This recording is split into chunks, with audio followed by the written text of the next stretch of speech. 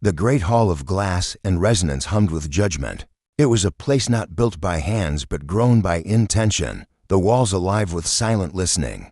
12 thrones floated above the center chamber, each formed from the essence of its occupant's homeworld: fire, stone, crystal, shadow, wind, water, and stranger things. They watched her approach like gods in mourning. Elena did not wear armor. She wore a gray robe that touched the floor, plain and threadbare. Her hair, once dark, was streaked with the silver of years lived under twin suns and countless skies. She walked slowly, not because of fear, but because her companion moved at a slower pace. Care floated beside her. He was not like the others, not entirely solid, not entirely sentient in the way the tribunal understood. Part silicate, part resonance. He had no face, just a body of shifting blue crystal that changed shape with his emotion. They had met in a war zone years ago. They hadn't spoken aloud since. "You may approach," a voice said, rippling across the floor like spilled oil. Elena stopped at the circle of light beneath the thrones.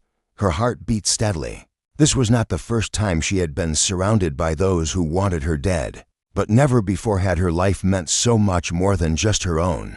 "You stand before the Galactic Tribunal as a representative of humanity," said a being whose throne pulsed with flame. Its voice hissed like burning sand. "Your species has violated the sanctity of treaty, space, and thought. Explain yourself." She looked up. "I did not come here to defend humanity." A ripple of surprise passed between the tribunal.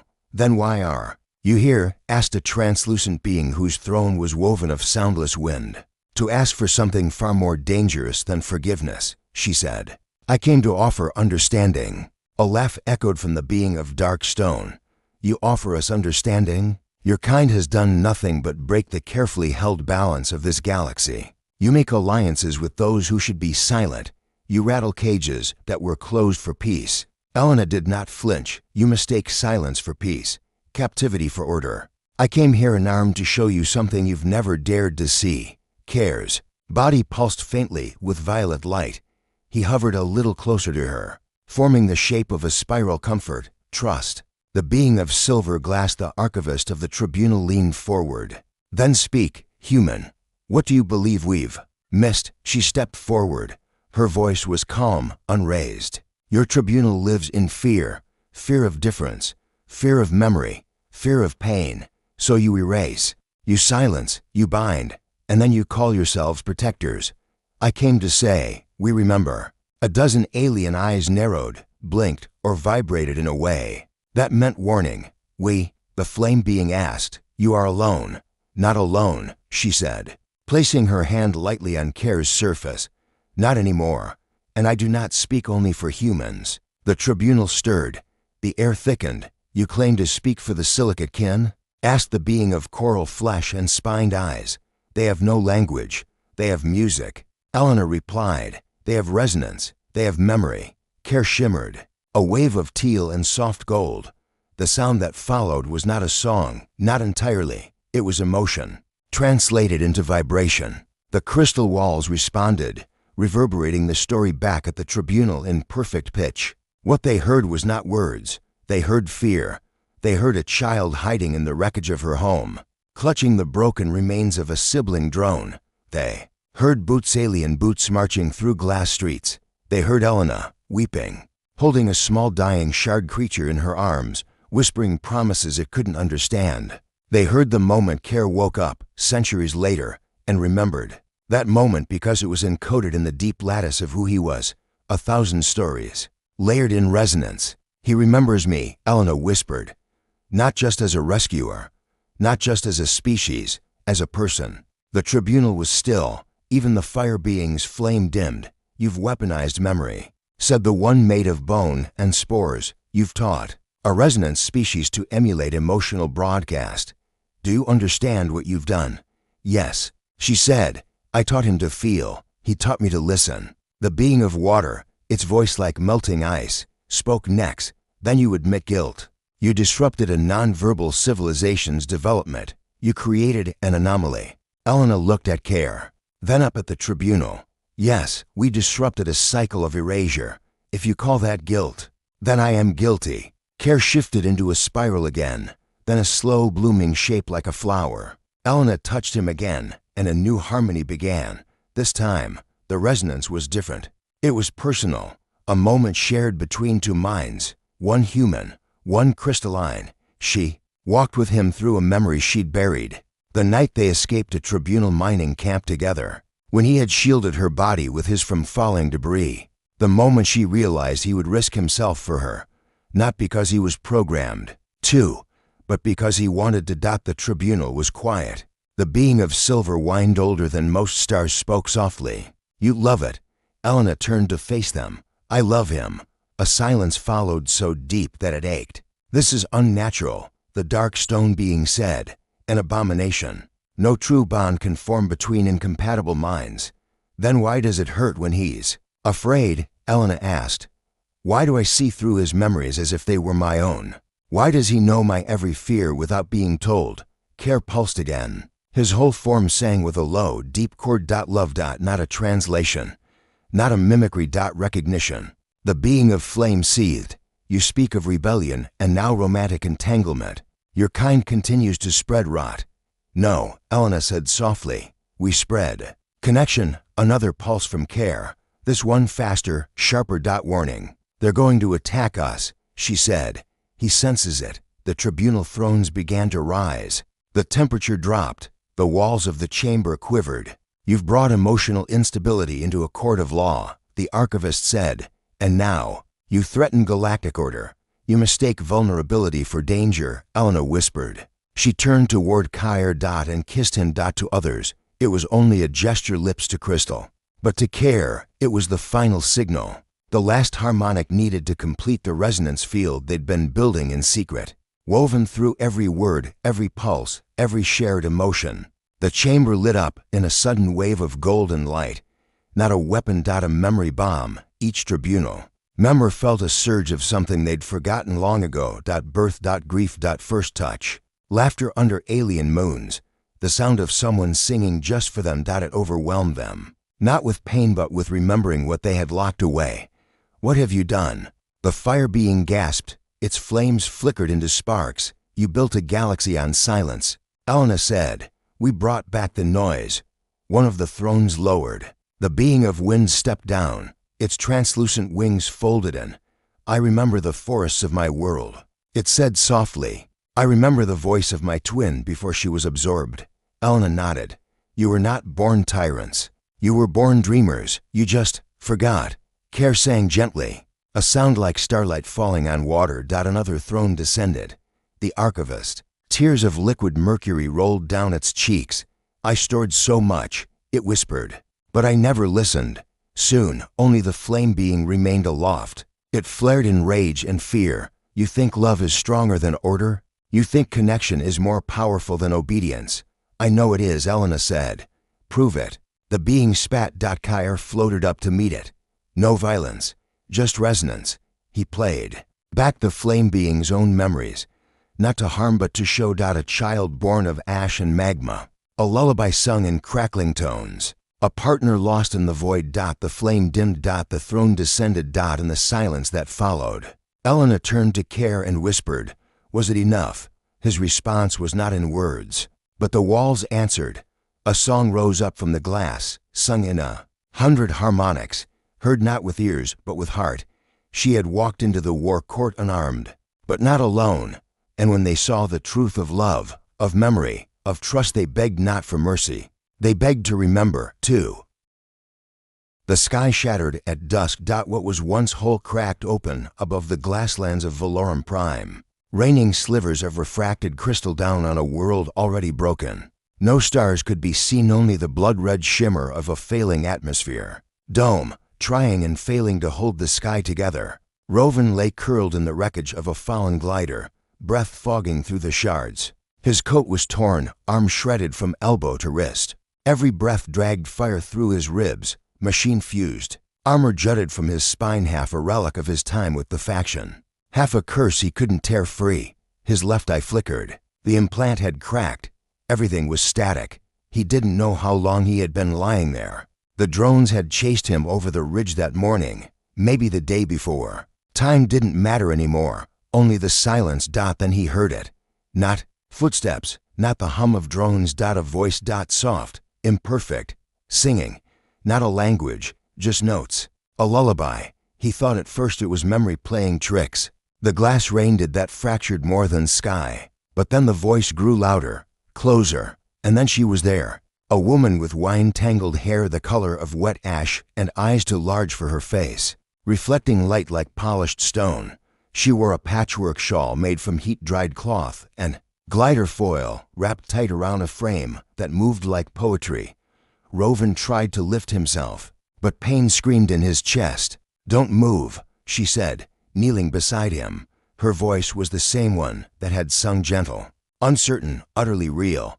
"I wasn't planning to," he rasped, tasting blood. She reached into her satchel, pulled out a vial of stasis gel, and broke it open with a flick of her wrist. The blue mist curled around his wounds, hissing where it touched exposed skin.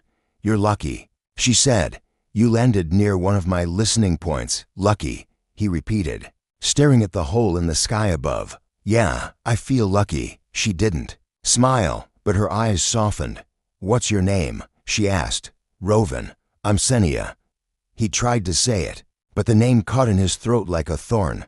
She didn't repeat it, didn't need to. It was already lodged in his ribs. The storm lasted 3 nights. In the crumbling underbelly of an old listening tower, they waited. Senia patched his wounds and sang to the machines. Not just any machines, ancient echo chambers left behind by those who once mined the skies. The machines responded to her voice, pulsing faintly with light, rebooting with broken logic. She said it wasn't command, it was harmony. "I don't tell them what to do," she whispered one night, curled near the transmitter. "I just help them remember what they're for." Rovan didn't ask questions. He didn't have the strength to. Instead, he listened. To her voice, to the way she hummed while mixing gel, the way she whispered stories to the firedust moths nesting in the corner of the tower, the way she sang in her sleep quiet melodies, full of ache.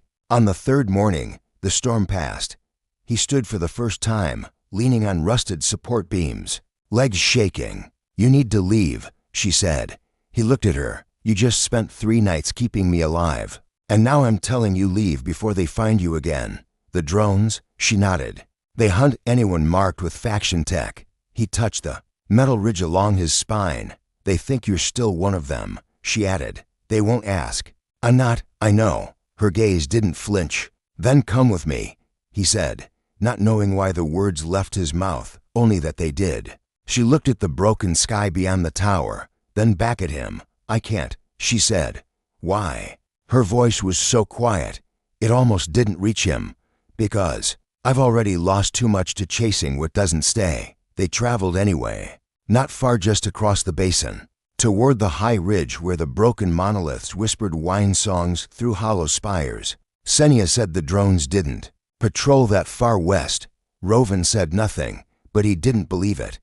He should have left alone. He knew that. But something about her silences, her stories, the ache in her songs made him stay. And each night, under the broken glass sky, she sang.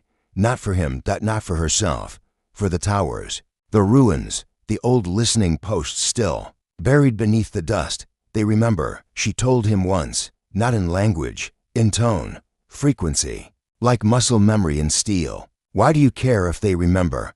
Because no one else does. That was the night he kissed her. Not a dramatic moment, not in a storm or at the edge of danger. Just a fire between them, burning low, and a pause in her song. He touched her face. She let him. Their mouths met like a forgotten chord found again. And he knew, as her fingers brushed the scarred ridge of metal in his spine, that he would follow her into any silence she asked.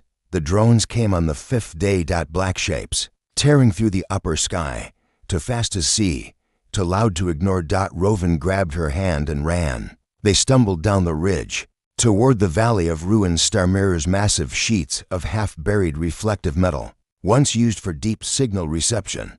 Senia didn't ask questions, but the drones had already seen them.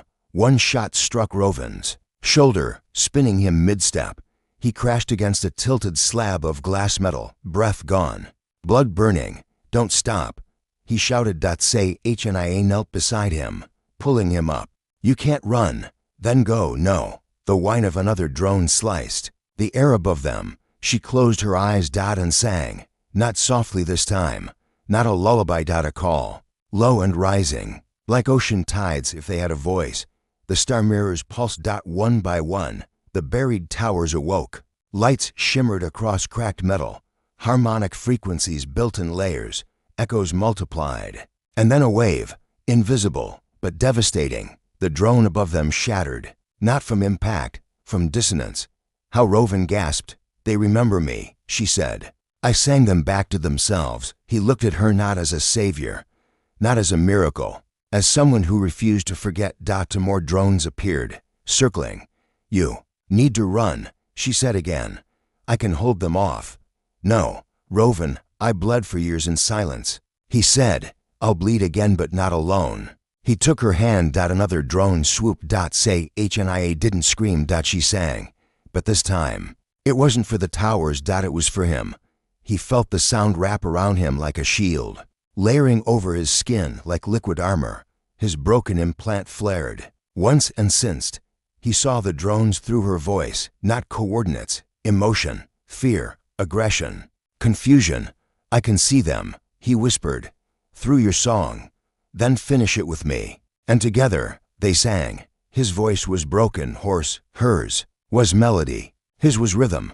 The drones faltered and fell. At sunrise, they stood on the ridge, breathless, hands still entwined. You turned me into a weapon, he said. No, she replied. I reminded you you're not one. He turned to her.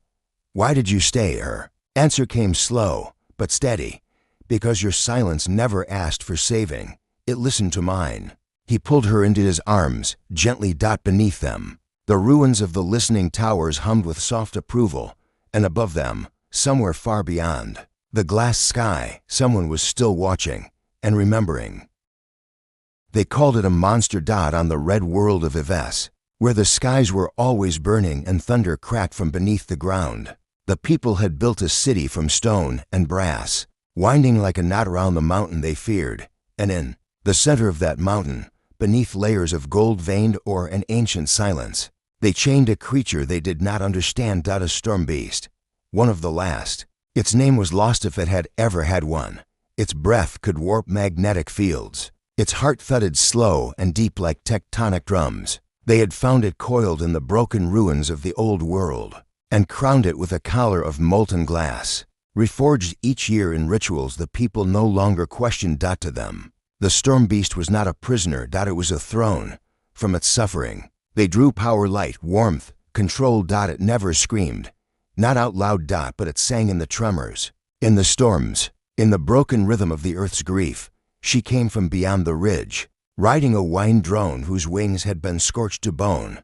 Her name was Miora, and she wore no sigil, no mark, no allegiance. Only a song, stitched into her cloak in silver thread.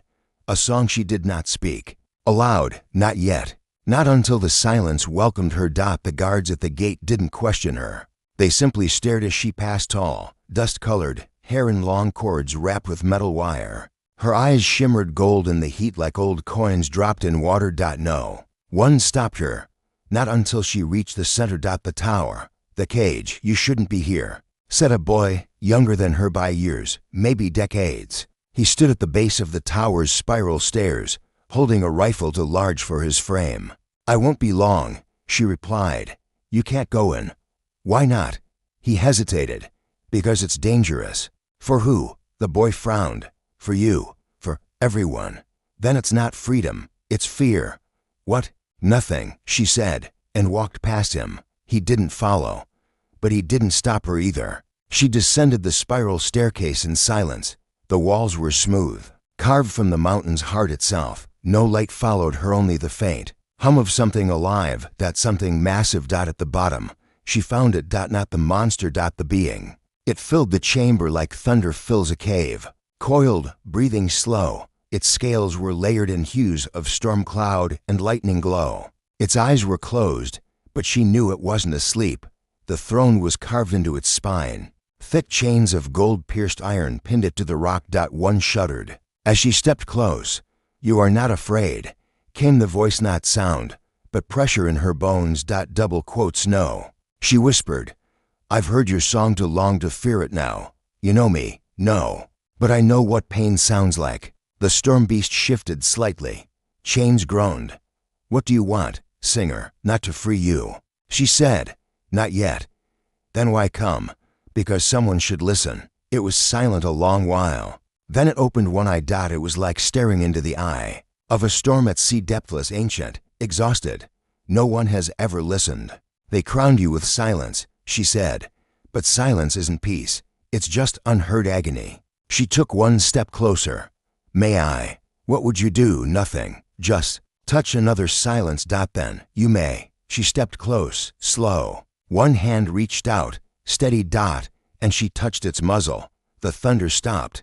Not in the earth. In the soul. She came back every day. Never at the same time. Never with the same words. She brought no food, no offerings, no prayers. Only stories. Stories. Of the outside. Of people born beneath broken moons. Of songs once sung by rivers. Of laughter carried through caves where no one lived anymore. And sometimes when the guards weren't watching, she sang quiet songs. Songs of grief and hope knotted together. The storm beast never spoke, but it listened. And each day, the pressure in the air grew lighter, until one day, when she reached to touch its muzzle again, it bent its massive head down willingly. They will kill you, said the boy with the too large rifle. He met her outside the tower one dusk, eyes wide with something between fear and awe. Maybe. Why do it? Because they built a god on top of a wound, she said, not unkindly, and called it order. He isn't a god. No, she agreed. He's a prisoner pretending to be one. And you think you can set him free? She looked at him. No one can set someone free who doesn't want to be. The storm came the next day. Not the usual kind. No wind, no rain. This storm came from beneath. The beast was no longer sleeping. Its breath shook the foundations of the city. Its muscles rippled with tension. Not rage. Grief. And then Miora was there. In the chamber, hands bare, cloak gone. They know, she said quietly. Yes. They're coming. Yes. What will you do? What you already have. She looked up at the massive being. And what's that? Feel. She stepped closer. No chains stopped her now, though they still hummed with threat. She placed her forehead against its muzzle, then let it be felt together. The guards came in. Full armor, weapons crackling, lights blinding. They did not find rage. They found a girl wrapped in lightning, and a storm beast that bowed its head to her. They raised their rifles, and then the ground sang. Not screamed. Sang. The chains melted, not from heat, but from resonance. They shattered like false promises. The storm beast rose, and Miora climbed to its back, not to rule. To be with. They rose through the ceiling in a column of thunderlight, and vanished into the sky. In the years to come, they would call her the storm whisperer. Some would say she tamed a monster. Others would say she was devoured. Both were wrong. She fell in love, and in her voice, the beast found its name again. His name was not Thal, and not originally, but names on warfronts were like bandages, temporary, concealing, soaked in blood. He wore a mask made of carbon steel, shaped like a jackal's snarl, etched with the sigils of the sovereign front. To the world, he was a weapon, a hunter, a boy turned myth by fire and silence. But before the mask, before the oath, before the ruins he helped build, he was just a boy who sang to birds. And her name was Nessa. Nessa was born on a floating orchard, above the broken moon of Iras. She'd never seen war, only its aftermath in the ashfall seasons, when dying ships drifted into their lower atmosphere and rain scrapped like dead leaves. She worked with her mother tending the greenhouse domes, vines, moss, salt blossoms, humming flowers, everything that could grow under cracked glass and filtered light. But Nessa didn't love plants. She loved songs. Especially the kind birds sang when no one was listening. The boy first appeared on a storm-split morning. Nessa was repairing a solar web that had come loose during the night when the wind shifted, and something heavy crashed into the soft field. Not a meteor. Not debris. A shuttle. Military. Scorched and groaning. One wing sparking blue where the shielding had failed. Nessa ran to it. Not because she was brave, because she was curious. And curious people die less often than the world thinks if they listen hard enough inside. The boy was bleeding. Masked, armored, unconscious. Nessa hesitated only once before pulling the emergency release and dragging him free. He didn't wake until night. And when he did, he went for his blade. "You're safe," Nessa said, not flinching. "Your ship's wrecked, but your heart's still beating. So maybe thank me instead of stabbing me." His breathing slowed. "Where am I?" "Above Iris. Greenhouse Dome 3. Civilian. Yes, you shouldn't be here." "Neither should you," she said, and walked away. He didn't follow. But he didn't stab her either. For 3 days, he barely spoke. He moved like someone who'd forgotten how to rest, slept with one eye open, checked exits, refused food until she ate first. But each evening, when the orchard quieted, Nessa would sing not to him, to the birds. There weren't many left. The ash winds made their bones soft, but a few still came, yellow-beaked and tattered. Voices sharp like broken flutes. Nessa sang to them anyway, and she noticed something odd. When she sang, the boy's breath slowed. "What's under the mask?" she asked on the 5th day, not looking up from her work. He said nothing. "Burn scars? Radiation marks? Or just a face you don't like anymore? It's protection." "From what? Memories." She didn't press. But that night, she hummed a different melody, one made for remembering. And the next morning, the mask was gone. He had soft eyes, not what she expected, deep gray, like storm glass before it breaks. His face wasn't perfect. A scar along his jaw, a burn near his left ear, but none of it was monstrous. "You still sing," he said. "Always." "Why?" "Because the world forgets," she said. "And someone has to remind it." "Reminded of what?" "Beauty." He told her, slowly, about the war. Not in big words, just fragments. The planet where he lost his brother. The outpost where children were trained to aim before they learned to read. The captain who died whispering a name he couldn't forget. He never cried, but his voice shook sometimes. And Nessa didn't fill the silence. She let it sit with them like old leaves in wind. One evening, a flock of blackthroats landed near the hydro line. Nessa ran to them, laughing. The boy followed, silent. "They remember me," she said, eyes bright. "Maybe they like your song. Maybe they like yours too." He shook his head. "I don't sing. You did once." He looked at her sharply. "I don't remember." "Your voice does," she said. And then she did something unexpected. She took his hand. "Sing with me." "I can't. You don't have to be good," she whispered.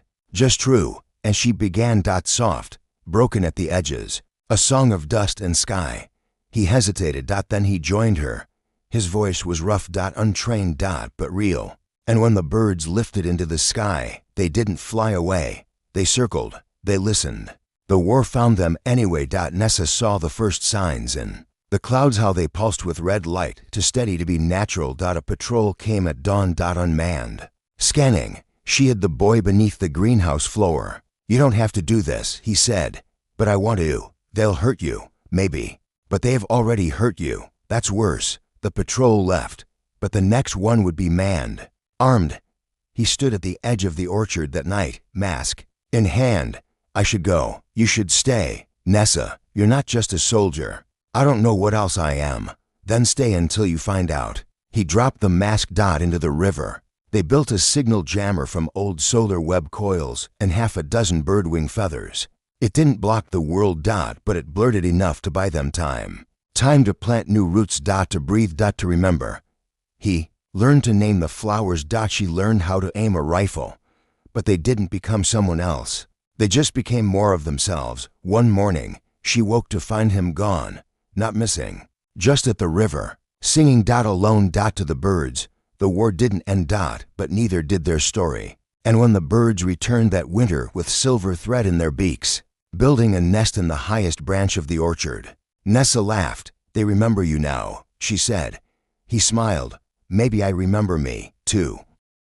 They called her Saloon of the Shattered Ring, not because she was born there, but because her voice cracked open truths no one else dared speak. She had wandered through 12 systems, across dust-choked plains and crystalline forests, whispering stories that didn't fit the Empire's songs, stories of disappearances that weren't accidents, of planets buried for asking the wrong questions, of voices erased so cleanly their echoes vanished to dot the stars branded her false. The Empire called her a corrupter, a deceiver, a siren who led innocence into fire. But the people listened, because her lies tasted too much like things they'd almost remembered. And in the shadows of forgotten places, someone else was listening. Too. His name was Rel. He worked on Station Amarella, broken ring orbiting a long dead gas giant where debris fields sang to each other in glitched harmonies. He wasn't a soldier or a spy. He fixed things. Leak seals, faulty power coils, aging calms arrays. He didn't believe in rebels. Didn't single quotes to believe in anything, really. Until one day he picked up a ghost signal and heard her voice. They say no one remembers the vanished, the voice said, laced with static and sorrow. But the wind does, the trees do, the bones do. They remember everything. Rel listened again and again. The signal was faint, looping, buried in the background radiation near the outer rim. But the voice, it made him feel like someone had dropped a sun in his chest. He started recording her fragments, piecing together her journey like a puzzle of whispers. And one day, without thinking, he whispered back, I remember, too. She found him 3 months later. Not in person. In message, encrypted, woven through a meteor drift code only someone listening closely could have caught. I heard you. It said, who are you? He didn't answer right away, but when he did, it was with an old song his mother used to hum when patching coolant lines. Saloon replied with the next verse. And just like that, he was hers. She came in person another cycle later. Her ship limped into orbit, cracked from solar shrapnel. The stars had not been kind. Our HEL met her at Dock 17, and she was nothing like he imagined. Smaller, darker, her eyes burned not with rage, but with grief carved into purpose. Rel, yeah, you fix things. I try. Good, she said, because I'm broken. They didn't fall in love quickly. They stumbled into it, like two people who didn't know the shape of warmth anymore, but remembered enough to try. He patched her ship, she patched his silences. They sat together on old gantries and watched the planets drift like tired dancers. Why do you do it? He asked once. Tell stories no one wants told. Because someone has to remember, she said. Someone has to light the path back. What if there is no path? Then I make one. He kissed her for the first time that night. Not like fire. Like gravity. The Empire came for her not long after. 3 ships, flagged in white, voices smooth as glass. Saloon of the Shattered Ring, they said. You are charged with sedition, treason, and myth-making. Myth-making's not illegal yet, she replied. It is when myths become maps. They offered her mercy. If she confessed. If she recanted. If she let them erase her voice. Saloon only laughed. You can't bury a story once it's seeded, she said. So they took her. Rel didn't fight them. Not with weapons. He fought with code. He fought with truth. He opened every comms relay across the outer rim and let her voice pour through every whisper, every song, every fragment. He stitched them into the stars, wove them into the blinking lights of satellites and the winescrapes of orbital debris. He made her unkillable. The trial was staged on Velen's moon, open only to those who already believed she was guilty. But when Saloon stepped onto the glass dais, she smiled, not at the judges, at the crowd, because she saw the masks slip. She saw people who had heard her, people who knew. You were told I lied, she said. So I ask you, what have you lost since they called me false? What do you miss that you've been told never existed? No one answered. But Rel watched from the shadows, and he wept. They sentenced her to silence. Not death. Not exile. Something worse. They tethered her mind to a neural reef, a place where thought fragments looped forever but never reached lips. They buried her in the center of an old moon, beneath a temple no one visited anymore. But she didn't vanish. Because Rel was still listening. He found the reef. Took him 7 years. He crossed dead zones, bribed pirates, broke every law written, and half a dozen unwritten ones. When he reached her chamber, she didn't wake, but her voice echoed faint, broken, looped. Rel, she whispered in her dream code. I'm still here. And he knelt beside her, tears falling like starlight. I know. He didn't try to wake her. He knew better. What he did instead was simple. He built her a throne, not of gold or power, of truth. He recorded every place she'd been right. Every world freed because of her voice. Every lost one who remembered because she reminded them, and he sent them. Every signal, every face, every name. Into the neural reef, until she wasn't alone in her silence, until she remembered she had changed the galaxy. She woke on the eve of the last eclipse, not with a scream. With a breath. Rachel was there. Older, grayer. Smiling. Double quotes. I never stopped singing your song, he said, and she touched his cheek. Thank you, she said. They didn't live forever, but her story did, etched into the orbit of every world that once called her a liar. And on Station Amorel, where broken things found new purpose, her voice still hums from the old calms towers, woven into stardust, reminding anyone who listens, truth doesn't beg to be believed. It just waits to be heard.